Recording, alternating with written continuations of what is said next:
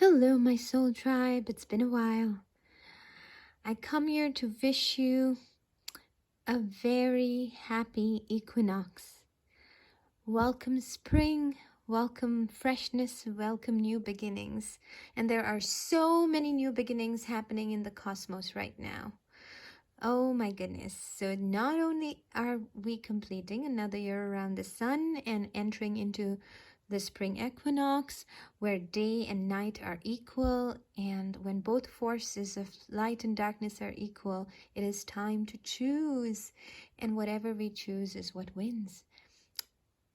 Along with that, we have on the spring equinox is a day when many cultures around the world celebrate their version of the new year. The Zoroastrians have Nowruz, the Hindus have Gudi Padwa and Ugadi, and there's so many cultures around the world that celebrate this as the astrological new year when the sun moves into the sign of Aries. So just a little bit after this equinox is the new moon in Aries. In Aries, it's all about the new beginnings for self-love, self-growth. This new moon in Aries is making a good angle to Mercury. So we also get a lot of new ideas and inspiration about carving a brand new path for ourselves. However, the new moon is squaring Mars.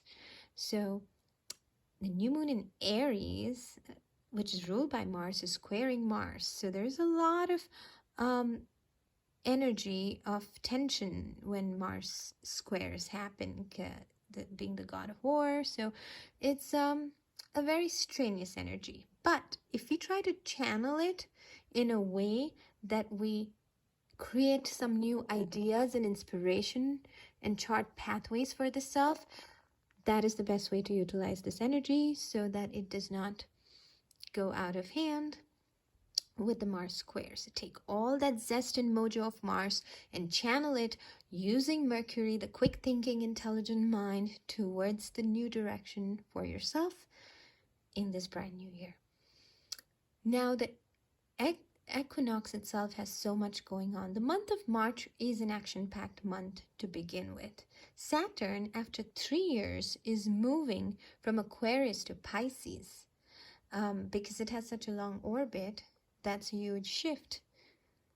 And in Pisces, which is such a watery, flowy sign, Saturn is the opposite of that. It creates structure. It's very paternal, disciplinarian.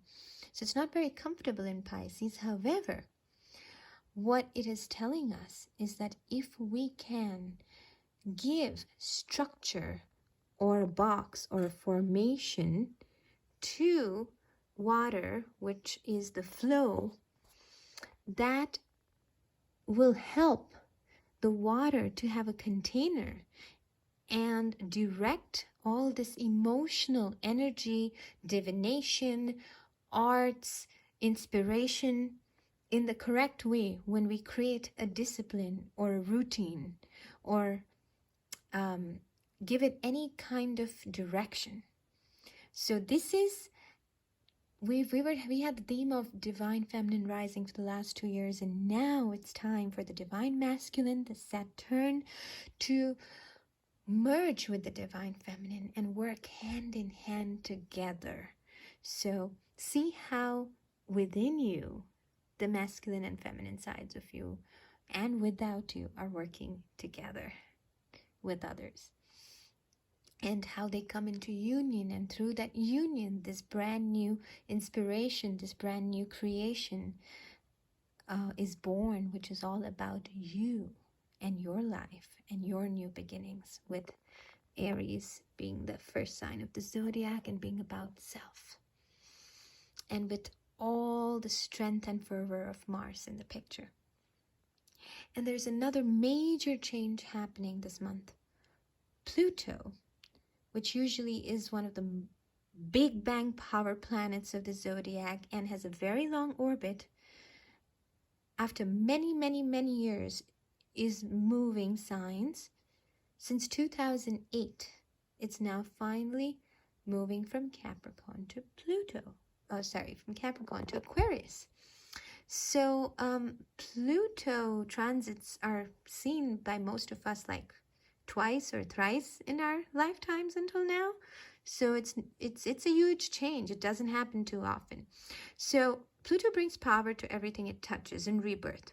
So what was being given power all this while it was in Capricorn, which is ruled by Saturn, was all the very patriarchal structures, the huge financial companies, big banks, politics, all that is ruled by Capricorn. And now, as it moved its sign to Aquarius, what's going to be highlighted and given power is all the Aquarian things of community and technology, aviation, air and space. So not only did we move into the age of Aquarius on the solstice of 2020, December, but we are also having Pluto move into Aquarius this March. And it's going to rebirth how we define community, how we define individual freedom, how we define these new paradigms using technology. And one thing I'd really like to mention is as technology grows, we really need to ensure that we use it correctly and for the benefit of mankind, joining hand in hand, like solar panels, for instance, is technology, instead of using it for the destruction of mankind, which can also happen. So we have our chance to relive this again, so we don't make the mistakes that happened in Atlantis. We get to rebirth our new world now. And we need to keep in mind to not make the same mistakes again. And because there are many other shifts happening, astrally, there is so much going on. There is a fixed star called Sedna, which is in the picture. And Sedna's story is that when change is coming, when you're not accepting the change and flowing with it, Sedna's father chopped off her fingers because she was hanging onto the boat and she would have drowned with the boat. So instead, he did that. He had to take, the strong action of doing that and the tough love, just in order to save her life. So that's what's happening with a lot of people right now, that if you're hanging on to anything that of the old dynamic that's falling away, it will be pulled away from you just to ensure that you are moving into the right direction. So that's a very important piece to know and understand. For those of you who are facing the shifts and the changes, and for those of you who have already done all your karmic clearing work from Jan to March, which was an intense time of releasing old karma, old structures, completely rebirthing so that we can move into this brand new world and higher dimensions. If you've already done that work, then you are on the other side. So welcome to this brand new beginning and all of this amazing portals in the cosmos that are allowing us to redirect the energies of self to have a brand new beginning for ourselves.